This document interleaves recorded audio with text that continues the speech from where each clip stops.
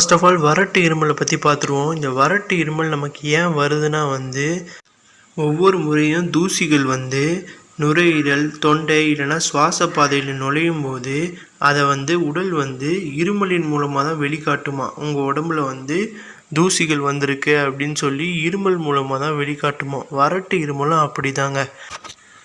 அதுவும் ஒரு சில பேருக்குலாம் நைட் டைமில் தூங்கிட்டு இருக்கும்போது தான் இந்த வறட்டு இருமல் வரும். அவங்க ஆழ்ந்த உறக்கத்தில் இருக்கும்போது தொண்டையில் ஏதோ திடீர்னு சிக்கிட்டா மாதிரி கடுமையான இருமல் வரும்.